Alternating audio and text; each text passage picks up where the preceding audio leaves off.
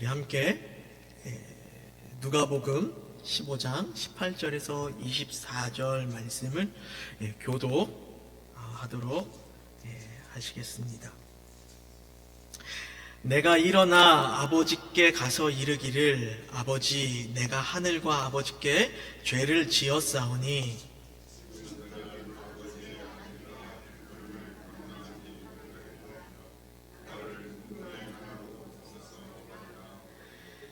이에 일어나서 아버지께로 돌아가니라. 아직도 거리가 먼데 아버지가 그를 보고 측은히 여겨 달려가 목을 안고 입을 맞추니 그들이 이르되 아버지 내가 하늘과 아버지께 죄를 지었사오니 지금부터는 아버지의 아들이라 일컬음을 감당하지 못하겠나이다 하나 아버지는 종들에게 이르되 제일 좋은 옷을 내어다가 입히고 손에 가락지를 끼우고 발에 신을 신기라. 그리고 살진 송아지를 끌어다가 잡으라. 우리가 먹고 다 함께요. 이 내 아들은 죽었다가 다시 살아났으며 내가 잃었다가 다시 얻었노라 하니 그들이 즐거워하더라. 아멘. 네, 포항시 형산강 이북에 이제 동해로 유입되는 하천 중류에는 가시고기라는 그 물고기가 서식을 하고 있습니다. 이 가시고기는 크기가 한 5, 6cm 정도이고 멸종위기 야생 생물 2급으로 지정돼 있어서 이제 보호받고 있는 그러한 보호종 중에 하나라고 합니다. 근데 이 가시고기 물고기는 매우 독특한 습성을 갖고 있는데요. 산란기가 되면은 이 수컷 가시고기가 둥지를 만든다라고 해요. 새도 아닌데 물고기가 물속에 있는 그러한 식물 조각 더미를 물고 와서 그거를 이제 고정시키기 위해서 수초에 있는 그 점액질을 이제 이용을 해서 그 이제 조각들을 다 모아다가 둥지를 만든다고 합니다. 그러면은 이제 암컷 가시고기가 둥지에 와서 산란을 하고 이 암컷은 떠납니다. 암컷이 떠나면은 그때부터 또 이제 수컷이 또 이제 하는 그런 또 습성이 있는데 이 둥지에 알을 낳기 때문에 이 알이 이제 흐트러질 수도 있고 그 해류 때문에 이제 알이 떠내려갈 수도 있는데 그렇지 않도록 그 알을 계속해서 지켜본다라고 해요. 그리고 그 알을 먹으러 오는 그런 포식자들. 근데 이제 가시고기 크기가 이제 6cm에서 7cm밖에 안 된다라고 했잖아요. 이 자그마한. 근데 그 고기, 이 가시고기보다도 더 큰 그 포식자들에 맞서서 심지어 거북이한테도 맞서는 그런 영상도 있더라고요. 막 거북이랑 싸워가지고 거북이를 내쫓아요. 자기보다 등치가 2배, 3배 큰 그런 물고기가 알을 먹으러 와도 겁내지 않고 도망가지 않고 그 물고기를 내쫓으면서 알을 지킵니다. 그리고 알에 계속해서 깨끗한 물을 공급해주기 위해 자신의 지느러미로 쉬지 않고 알을 향하여서 이런 지느러미질을 부채질을 한다라는 것이죠. 이렇게 7일에서 열흘 정도의 그 부화 기간을 거치고 나면은 이 아빠 가시고기의 지극한 정성과 헌신 덕분에 한 90% 이상의 알이 부화를 한다라고 합니다. 그러면은 이 아빠 가시고기는 그 알을 낳기 위해 준비하던 그 기간부터 시작을 해서 거의 한 2주 동안은 아무것도 먹지 않고 온 힘을 다해서 알을 부화하기 위해서 그렇게 노력을 했기 때문에 모든 기력이 다 빠지게 됩니다. 먹을 것을 찾으러 다닐 힘조차도 없어서 그때 이제 아빠 가시고기는 죽음을 맞이하게 된다라고 해요. 그러면서 땅바닥에 배를 들어놓고 누우면은 그 자신의 자식들이 그 치어들이 와서 또 그 아빠 가시고기의 그 살점을 뜯어 먹으면서 성장을 한다라는 이러한 습성을 가진 굉장히 독특한 그러한 고기가 바로 이제 가시고기라고 합니다. 이 자식을 위한 희생의 사랑을 너무나 잘 보여주는 이제 그러한 생물인 것이죠. 그런데 그 가시고기를 통해서 참 부모의 사랑이 참 사랑이 어떠한 것인지 무엇인지 많은 생각을 해봅니다. 오늘 읽은 이 누가복음 15장의 본문의 말씀을 통해서 예수님께서 우리들에게 그런 아버지의 참 사랑에 대해서 가르쳐 주십니다. 예수님께서는 굉장히 탁월한 가르치심과 그러한 또 이제 병 고치는 능력, 또 귀신을 내어 쫓는 그러한 이제 능력, 이러한 사역들 때문에 많은 사람들이 예수님을 기다리고 또 예수님이 나타나셨다라고 하면은 그곳에 몰려듭니다. 많은 사람들이, 아주 많은 사람들이. 그 유대인들의 지도자인 바리새인과 서기관 같은 그러한 지도자들 뿐만 아니라 그들이 죄인이라고 여기는 많은 사람들까지도 예수님께 몰려들었다라는 것이죠. 이 바리새인과 서기관들이 율법을 굉장히 철저하게 지키는 사람들이기 때문에 이 사람들은 자신들이 갖고 있는 그런 기준이 굉장히 높습니다. 그래서 그 기준에 벗어나면은 다 정죄를 하고, 또 특별히 그들이 바라봤을 때 정말 하나님께로부터 용서받지 못하는 그런 정말 죄인이다라고 여기는 그런 종류의 사람들이 있었는데요. 그런 사람들은 그 신체적으로는 병든 자들, 장애를 갖고 있는 자들, 이런 사람들은 하나님의 저주를 받았다. 왜냐? 하나님께 죄를 지었기 때문에 그의 부모든 그 자신이든 아무튼 하나님께 죄를 지었기 때문에 하나님의 저주를 받아 그러한 장애를 입게 되었다, 병을 얻게 되었다라고 여겼기 때문에 그런 장애인들은 바리새인과 서기관들이 봤을 때는 굉장히 큰 죄인이었습니다. 그리고 직업적으로는 세리와 창기 같은 자들, 이런 사람들은 하나님께 죄를 짓는, 하나님의 말씀을 따르지 않는 그러한 죄인이었다라고 그들을 그렇게 바라보았죠. 근데 이들이 죄인다라고 하는 그 사람들이 예수님께 나아오자 예수님께서 한 행동은 무엇이었냐? 그들을 환영해 주었습니다. 맞이해 주었습니다. 그리고 그들과 함께 이야기를 나누시고 식사를 같이 하셨습니다.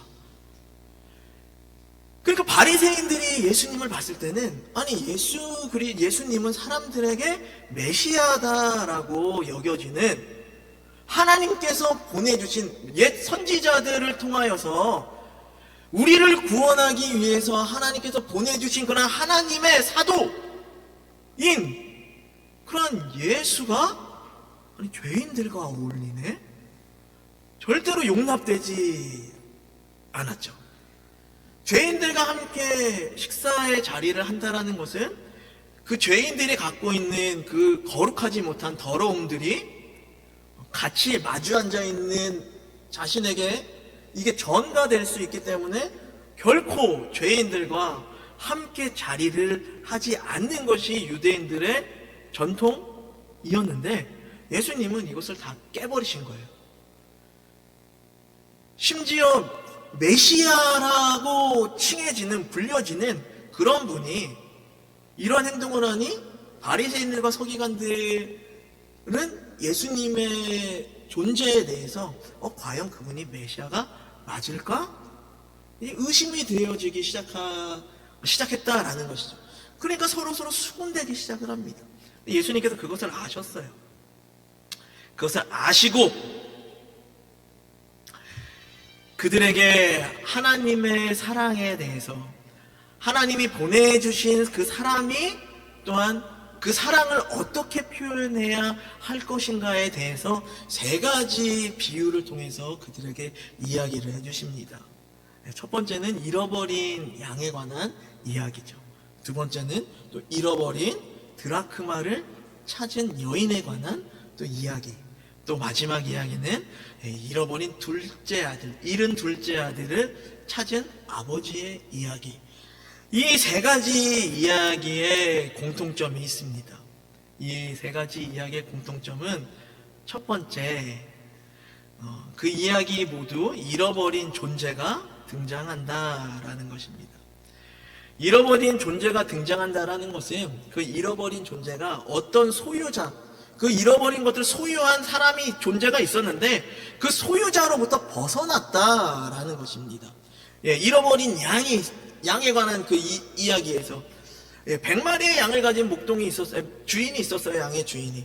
근데 이 양을 데리고 밖에서 양을 먹이고 돌아왔습니다. 그래서 다 들어왔는지 세어보는데 99마리가 있는 거예요. 근데 그것을 한 마리가 잃어버렸죠. 근데 그 99마리를 남겨두고 한 마리를 찾기 위해서 나서는 이야기입니다. 그렇다면 그 한 마리는 왜 99마리의 그 무리에 이탈돼가지고 사라져 버렸을까요? 길을 잃어버렸을까요? 목자의 안내를 받지 않았다는 것이죠. 다 100마리의 양이 모두가 밖에 나가서 풀을 다 뜯어먹고 이제 돌아오는 길인데 목자의 안내를 따라서, 목자의 음성을 따라서 그 100마리의 양들이 다 가야 되는데 이 한 마리만은 그 목자의 음성을 듣지 않았다라는 것이에요. 어쩌면 자기가 더 풀을 더 뜯어먹고 싶어서 거기에 남아 있었을 수도 있었을 것 같아요. 어찌됐든 이 양은 스스로 목자의 인도함을 벗어났다. 목자의 그 보호함을 스스로 떠났다라고 이야기할 수 있겠습니다.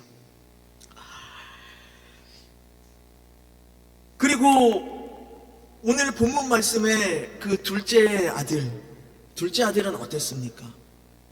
둘째 아들은 아버지한테 먼저 요청을 하죠. 아버지, 언젠가는 돌아가시잖아요. 언젠가는 하늘나라 가실 거 아니에요.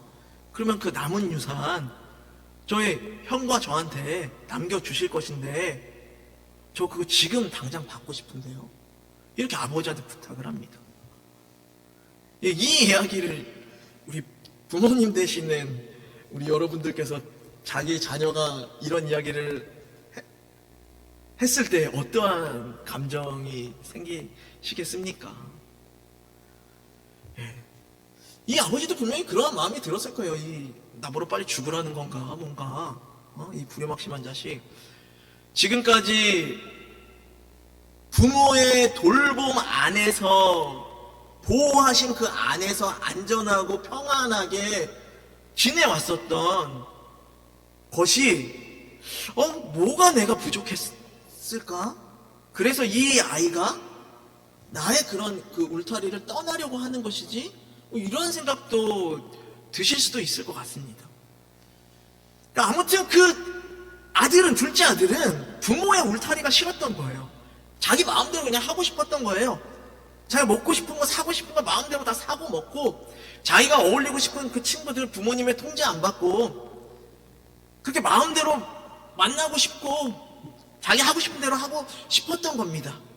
스스로 아버지의 품을 떠나 그런 일을 저지른 것이었죠.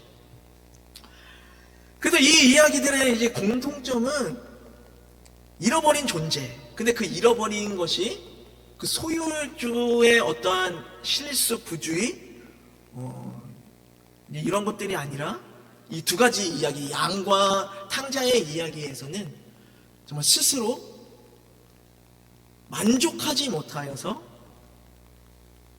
그 보호하심을 박차고 떠났다라는 것이죠. 스스로 잃어버린, 스스로 잃어버려진 그러한 행동을 했다라는 것입니다.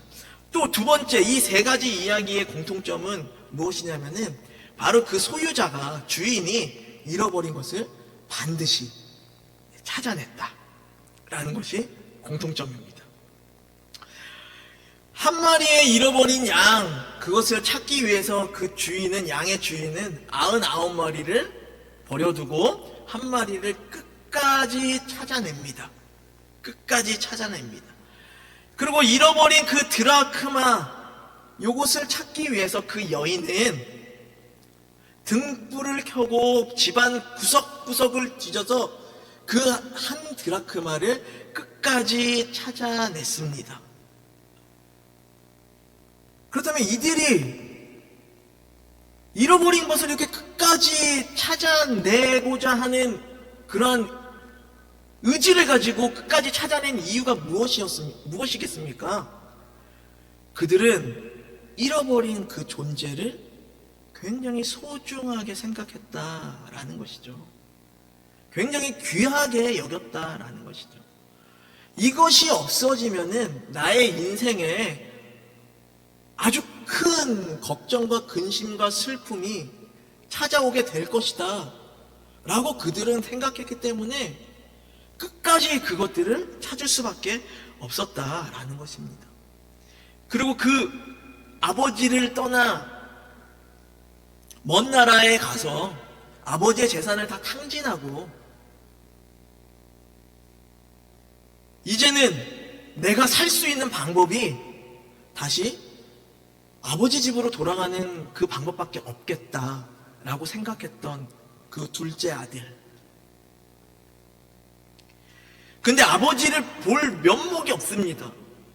본인이 잘못했던 걸 알기 때문에 아버지께 아주 큰 불효를 했다라는 것을 아버지를 크게 상심하게 만들었고, 또 어떻게 보면 아버지를 굉장히 화가 나게 만들었다라는 것을 이 둘째 아들은 알기 때문에 그냥 아버지께로 돌아갈 수가 없었던 거예요. 그런데 자기가 살기 위해서는 돌아갈 수 있는 길이 그것밖에 없었다는 것을 둘째 아들은 그렇게 알고 결정을 하죠. 내가 아버지의 아들로서는 내가 아버지 집에서 살 수 없겠구나. 아버지에게 나를 종으로 받아달라고 그렇게 요청을 해야 되겠다. 그러고 해서 그 고향으로 돌아갑니다. 돌아갔는데 아직 마을 어귀까지 들어왔어요. 집으로 가려면은 그 마을에서 더 들어가야 돼요. 근데 그 마을 어귀까지 왔는데 아직 갈 데가 먼데 아버지가 뛰어오죠. 그 아들에게 뛰어오죠. 그 아버지는 이 아들을 매일 마을 어귀에서 기다렸다라는 것입니다. 찾기 위해서 이 아들이 다시 돌아오기를 간절히 바라는 마음으로 그 마을 어귀에서 계속해서 기다렸다라는 것이죠.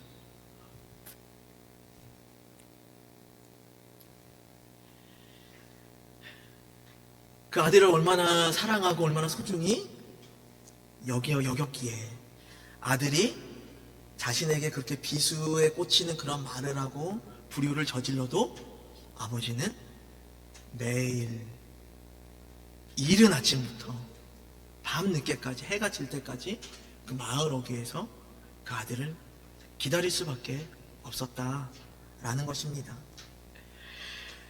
그리고 세 번째, 이 세 가지 이야기의 공통점이 무엇입니까? 그것은 모든 사람들이 잃어버린 것에 대해서 찾았을 때 너무너무 기뻐했다라는 것이에요.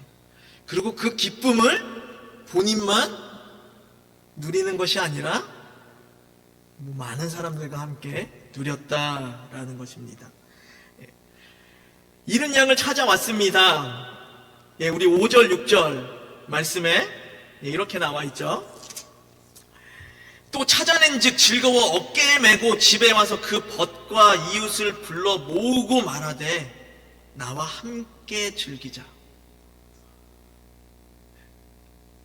그리고 잃은 드라크마를 찾은 여인이 그 한 드라크마를 찾고 나서 또 이렇게 행동합니다. 9절. 또 찾아낸 즉 벗과 이웃을 불러 모으고 말하되 나와 함께 즐기자.